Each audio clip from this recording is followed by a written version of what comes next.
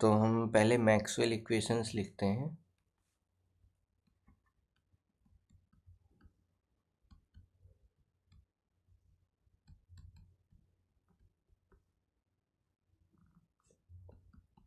तो Maxwell equations में पहली है del dot D equal to row.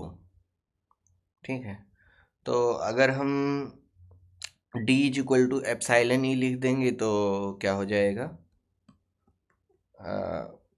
Del dot D is equal to rho by epsilon. दूसरी है del cross H equal to minus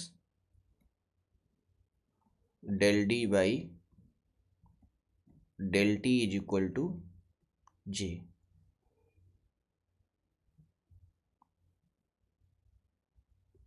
ठीक, तीसरी है del cross E plus del B by del t equal to 0। और चौथी है del dot B equal to 0। इसी चीज़ को अदर वे में भी हम लिख सकते हैं। अगर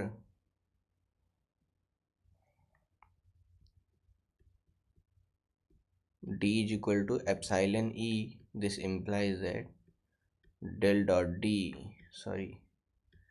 del dot e is equal to rho by epsilon। फिर del cross e is equal to plus del b by del t is equal to 0। ये हो गई एक। दूसरा हम क्या लिख सकते हैं,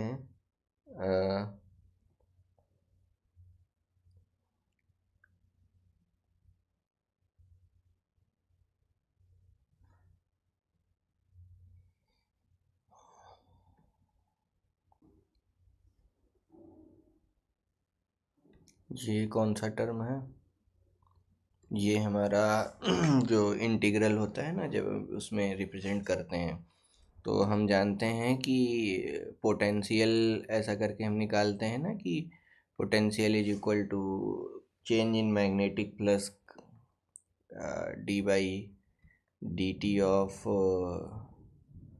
D five by D t is equal to E, ऐसे करके कुछ आता है ना, मैक्स फैराडेज लॉ। ठीक है, तो ये वही है।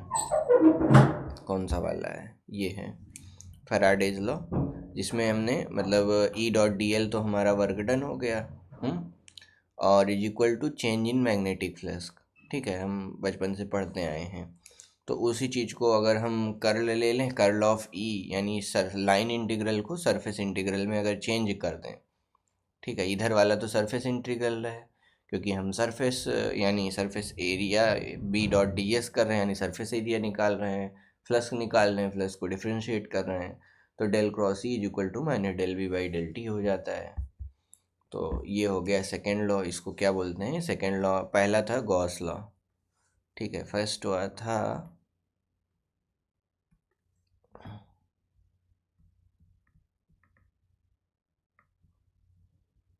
गॉस लॉ, दूसरा हो गया फैराडेज लॉ। कलर चेंज कर लेता हूँ। ठीक, अब बात करते हैं तीसरे वाले की। ये हमने ऑर्डर इधर गड़बड़ चेंज कर दिया है। अगला है एम्पियर लॉ। ठीक है, एम्पियर लॉ ये हम क्या लिखते थे, B dot D L is equal to mu naught I, ये लिखते थे। तो बी डॉट डी एल से हमारा देखो डेल क्रॉस एच आ गया। ठीक है, म्यू नॉट आई की जगह जो है हमारा क्या कहते हैं, बी को हमने एच में रिप्रेजेंट कर लिया है, और ये देखो जे की जगह हमने आई से रिप्रेजेंट कर दिया है, करंट डेंसिटी हो गई। ठीक है। अच्छा, मैक्सवेल लॉ में इन्होंने क्या कहते हैं, मतलब एम्पियर लॉ में मैक्सवेल ने क्या किया था, करेक्शन किया था। तो उसमें क्या एक टर्म आ जाता है डिस्प्लेसमेंट करंट का, आई सी प्लस आई डी लिखते हैं ना, conduction current plus displacement current ऐसा करके कुछ लिखते हैं। तो कंडक्शन करंट और डिस्प्लेसमेंट करंट क्या चीज़ है? ठीक है, एक चेंज इन इलेक्ट्रिक फील्ड की वजह से करंट बनता है, तो वो ये वाला हो गया। तो ये दूसरा हम इसको कुछ इस तरह लिख सकते हैं, del cross H is equal to J, एक कंडक्शन करंट मतलब आई से डिस्प्लेसमेंट करंट, तो del D by del t. ठीक है, ये था एम्पियर लॉ कि हमने क्या कहते हैं कर लिया है डेल क्रॉस बी का, और फिर उसको रिप्रेजेंट किया है बेसिकली किस चीज़ का कर लिया है, ये देखते हैं 1.12, ये कोलम्ब लॉ। कोलम्ब लॉ से हमने निकाला क्या कहते हैं बायोट सावर्ट लॉ। ठीक है, F is equal to Q V cross B, इससे निकल के आएगा एम्पियर लॉ, और एम्पियर लॉ से हम कहीं पहुंच रहे हैं, ये रहा बायोट सावर्ट लॉ। ठीक है, del cross B is equal to Q v B sine theta, ऐसे करके force is equal to Q v B sine theta करके होता था 12th क्लास में। तो ये एम्पियर लॉ बिना मैक्सवेल करेक्शन के ये है, B is equal to mu naught J, या फिर हम B dot D L is equal to mu naught I भी बोलते हैं कई बार। ठीक है, ये हमने एम्पियर लॉ पढ़ा हुआ है 12th में। ठीक है, अब इसके बाद इसमें एक एडजस्टमेंट करी उन्होंने, मैक्सवेल ने देखा कि कुछ कमी रह रही है। वो कमी क्या इसकी चीज़ की थी? वो कमी थी चेंज इन इलेक्ट्रिक फील्ड की।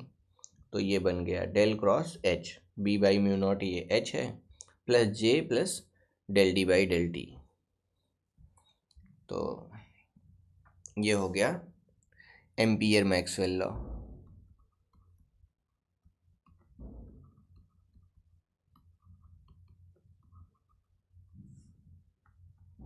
फिर अगला गॉस लॉ फॉर मैग्नेटोस्टैटिक्स। कोई मोनोपोल तो एग्जिस्ट नहीं करते हैं, तो इसलिए डेल डॉट बी जो है इसका जीरो होना तो बनता है। ठीक है, अब एक और रिप्रेजेंटेशन है डेल क्रॉस ई वाले का, इसको इसको हम डेल क्रॉस एच को डेल क्रॉस बी लिख सकते हैं। तो क्या हो जाएगा यहाँ पे,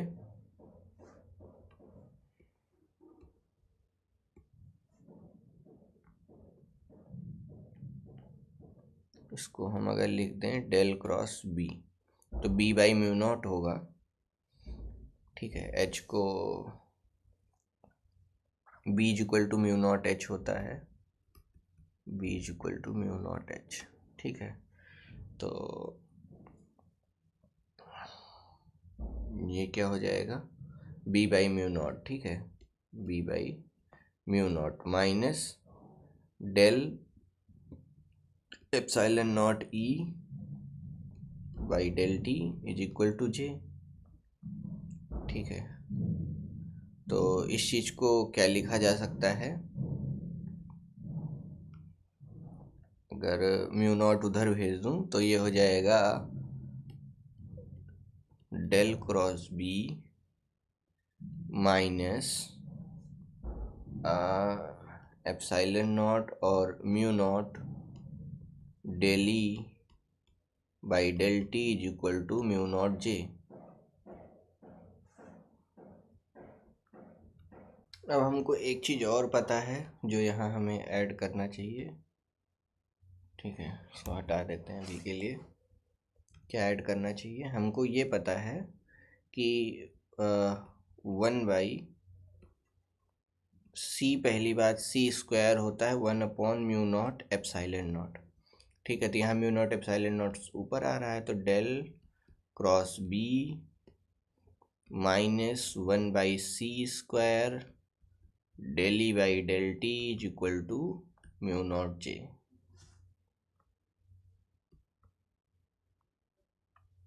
अब इसमें कुछ बातें करते हैं, जैसे क्या कहते हैं, del cross E del cross J. अब यहाँ अगर बात करूँ तो इस इक्वेशन में नेचर ऑफ सिमिट्री नहीं है। जैसे ये देखो, डेल डॉट बी एक स्केलर क्वांटिटी है, ठीक है, और सॉरी ये एक वेक्टर क्वांटिटी है, जीरो वेक्टर है, और ठीक है, यहाँ सोर्स टर्म नहीं है, डेल डॉट डी में सोर्स टर्म है। वैसे ही ये जो सेकंड और थर्ड इक्वेशन दिख रही हैं यहाँ पे,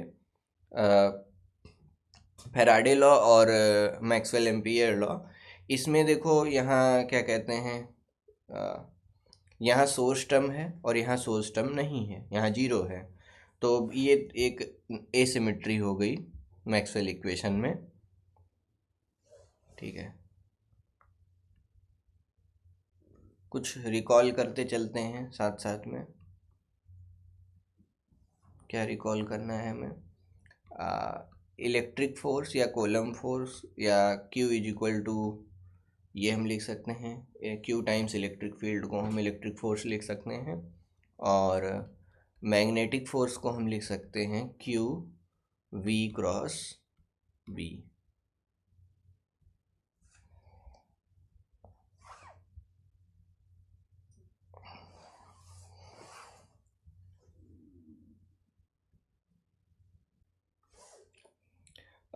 One more thing, these epsilon and mu, I used epsilon naught and mu naught. Mu or epsilon, permissivity and permeability are neither scalars or vectors, they are tensors. However, we are treating them generally in general as a scalar, but they are not a scalar quantity. These are tensors.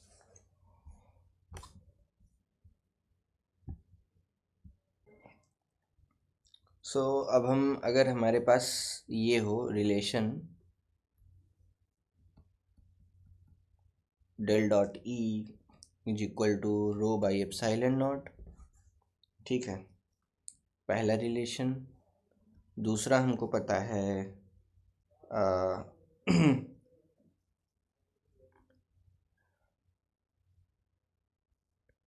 Del cross ई अगर zero हो जाए, क्या ये zero होता है?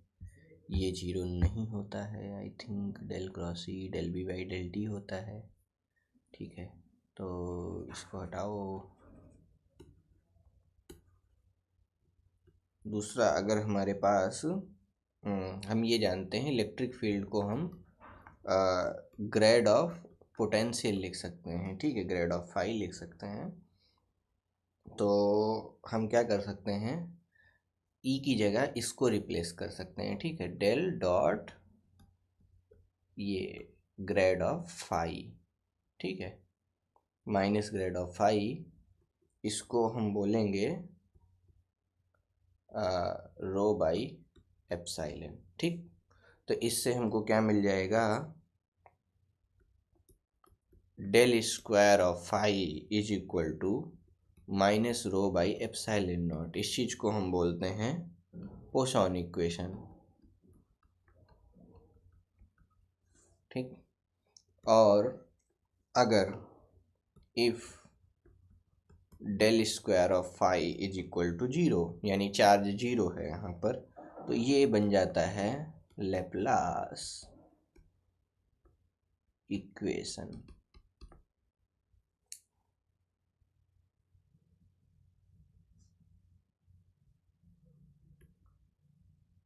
अब बात करते हैं इलेक्ट्रोस्टैटिक्स की।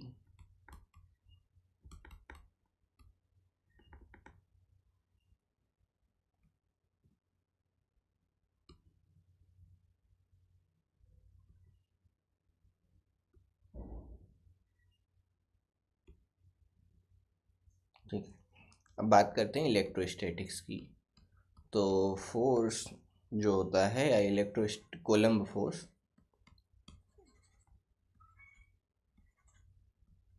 फोर्स को हम लिखते हैं 1/4 pi epsilon naught Q1 Q2 divided by R square और आर कैप वेक्टर। ठीक है, ऐसा लिखते हैं फोर्स को। इलेक्ट्रिक फील्ड को हम लोग लिखते हैं 1/4 पाई एप्सिलॉन नॉट Q/r²। और पोटेंशियल यानी स्केलर पोटेंशियल को हम लोग लिखते हैं